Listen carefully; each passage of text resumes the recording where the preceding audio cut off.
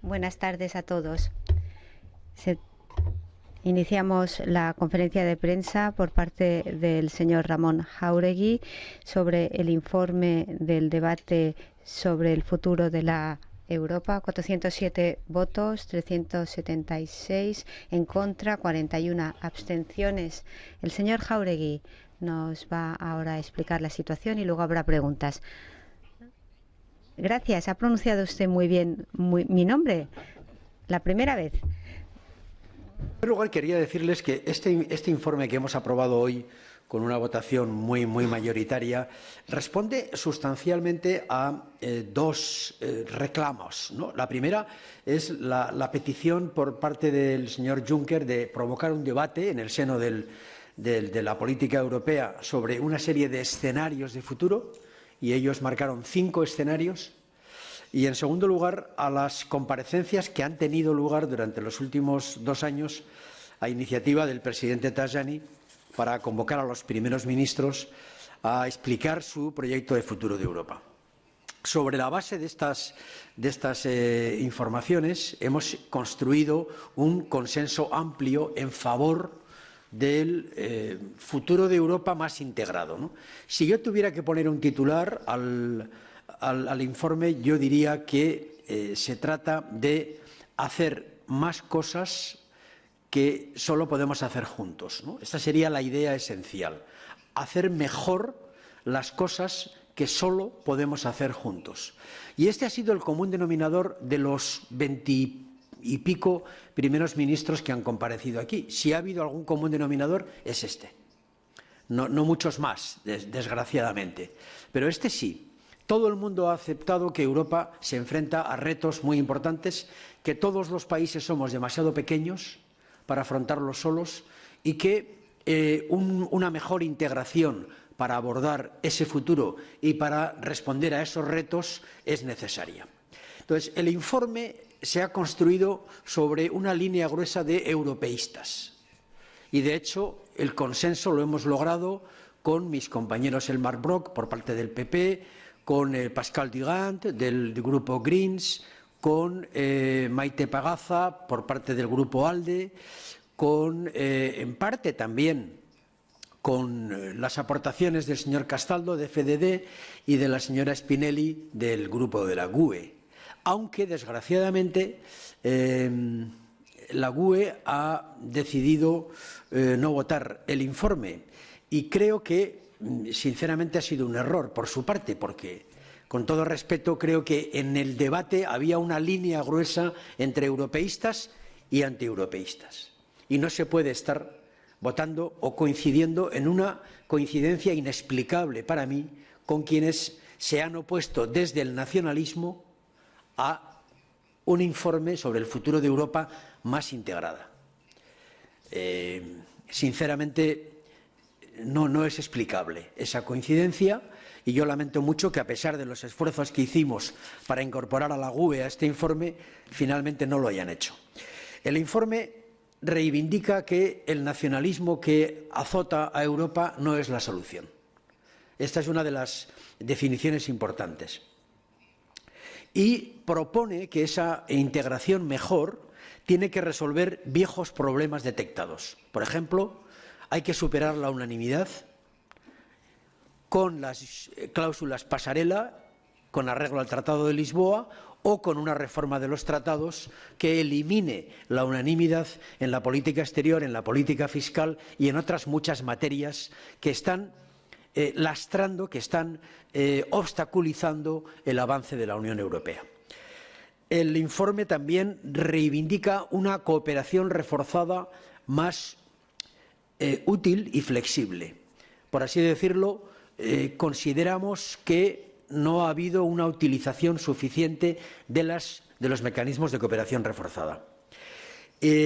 También el informe insiste en que hay que evitar una Europa a la carta, es decir, la pretensión de que cada Estado pueda en cada reglamento decidir qué me gusta y qué no me gusta, ¿no? El informe insiste en que la Comisión Europea tiene que recuperar protagonismo político, porque el Consejo, especialmente el Consejo Europeo, en sus reuniones cada vez más frecuentes y a lo largo de la crisis ha puesto en evidencia que toda la iniciativa política se ha desplazado hacia el Consejo y ha privado a la Comisión de la naturaleza, digamos, del sistema comunitario para asegurar un funcionamiento más integrado de la propia Unión Europea. El informe pide una comisión más ágil y es una forma de decir que quizás tendríamos que plantearnos si sigue siendo necesaria una comisión a 28. Tenemos que plantearnos si una comisión en el futuro tiene que poder ser construida sobre un reparto del poder que no incorpore 28 o 27 comisarías o comisarios. No lo decimos abiertamente, pero ciertamente los tratados ya lo contemplan. El informe también reivindica más poder al Parlamento, más poder de control hacia el Ejecutivo, más poder para la creación de comisiones de investigación en la investigación parlamentaria y una mayor atención a las iniciativas que el Parlamento propone como iniciativas legislativas. El informe sustancialmente acaba reivindicando la necesidad de hacer frente a las grandes brechas que se han producido en la Unión en torno a dos temas fundamentales: la brecha norte-sur en la gestión económica y en la Unión Monetaria y la brecha este-oeste en la política migratoria. Y, por último, el informe obviamente reivindica justamente la necesidad de fortalecer la Europa de la defensa en un mundo cuyos cambios geopolíticos son cada vez más importantes. Para ser alguien, Europa necesita estar unida y tener una mayor capacidad de maniobra en la decisión. He aquí la exigencia de eliminar la unanimidad y en la operatividad geopolítica mediante un sistema defensivo propio. Sustancialmente estas son las ideas que recoge el informe y yo simplemente quiero agradecer que los grandes partidos europeístas se han puesto de acuerdo en poner negro sobre blanco lo que debiera de ser el corazón del debate electoral de los próximos meses. Nuestra idea, obviamente, no es ofrecer todas las soluciones, sino líneas de tendencia y un debate político que Europa necesita justamente en estos próximos meses para conseguir un Parlamento en la línea de esta mayoría parlamentaria que se ha expresado hoy, que es una línea de mejorar nuestra integración y, como he dicho al principio, de afrontar una Europa que tiene que hacer mejor muchas más cosas que solo podemos hacer conjuntamente. Y este es el quinto escenario que marcó el señor Juncker en sus 5 escenarios. Y claramente el Parlamento ha dicho sí a esta, digamos, propuesta, a esta línea básica de tendencia. Y con esto me pongo a su disposición.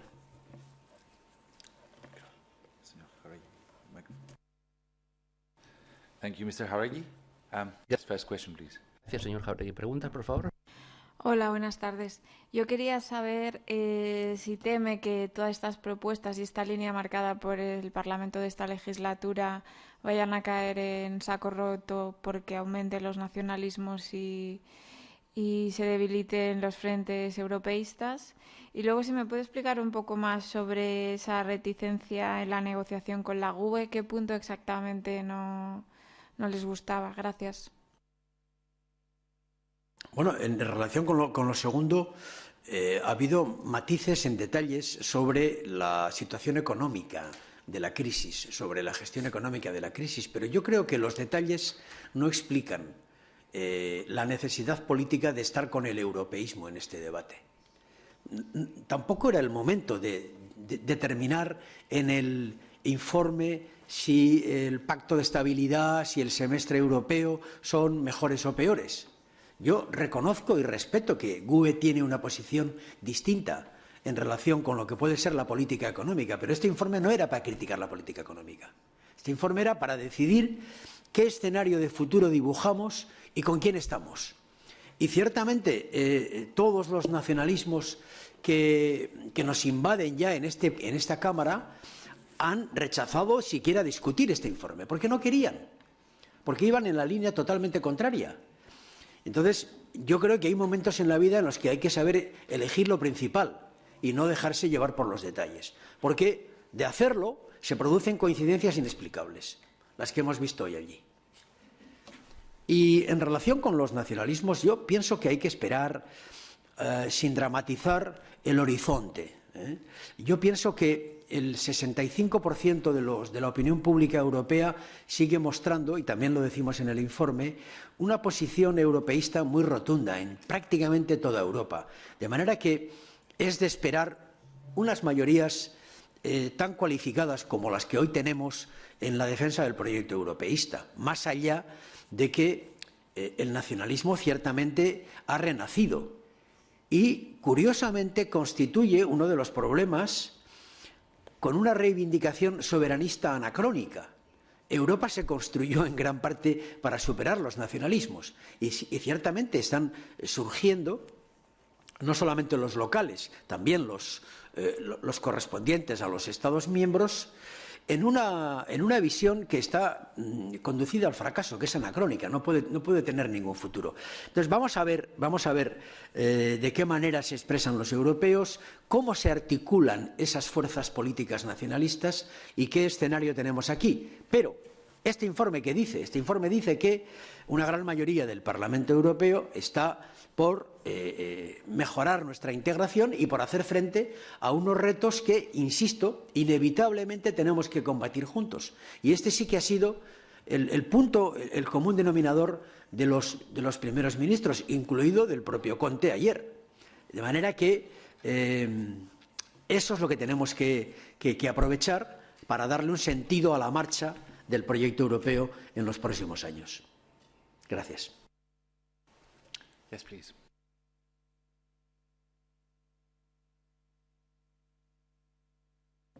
Sé que es una mirada hacia adentro de Europa y lo que Europa debe hacer, pero me hace falta la mirada hacia afuera. Se menciona al África, punto. ¿Los otros continentes quedan fuera de la visión de futuro de Europa? Bueno, es una pregunta que me duele especialmente porque toda mi mirada ha estado en América Latina durante estos 5 años porque he presidido la Asamblea de Eurolat. Pienso que la referencia a África tiene una conexión especialmente con el capítulo migratorio. Es esa la relación y obviamente el informe tampoco describe nuestro marco de relaciones internacionales, pero aprovecho para decir que, por supuesto, soy de los que cree que Europa tiene una mirada demasiado tímida, demasiado tenue al continente latinoamericano y a veces desconocemos la importancia de un amigo leal en todos los países de Latinoamérica. Pero en todo caso, repito, la explicación, el informe no está describiendo nuestro marco de relaciones internacionales y cita a África en el contexto del fenómeno migratorio.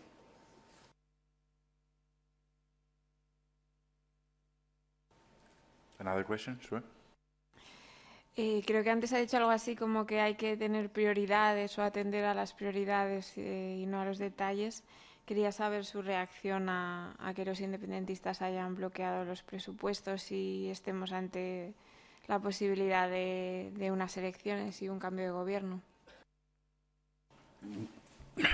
Yo creo que la explicación por parte del nacionalismo catalán a su rechazo a los presupuestos no tiene sustento, salvo en una dialéctica reivindicativa imposible, No han querido discutir unos presupuestos socialmente fantásticos para el país, han rechazado esa oportunidad porque su única reivindicación es la independencia unilateral a través de la autodeterminación, y eso es imposible.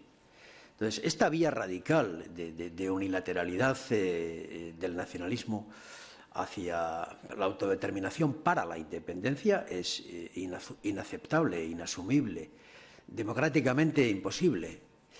Y esto explica muy bien que el gobierno español ha tenido la fortaleza y la dignidad de no ceder. Punto. Y a partir de ahí aceptamos todas las consecuencias, corresponde al presidente del Gobierno la convocatoria electoral y que el pueblo decida cuando llegue. Esto es lo único que se puede decir. Do we have any more questions? Mr. Jauregui, thank you for your time. Thank you for you. Thank you, everyone.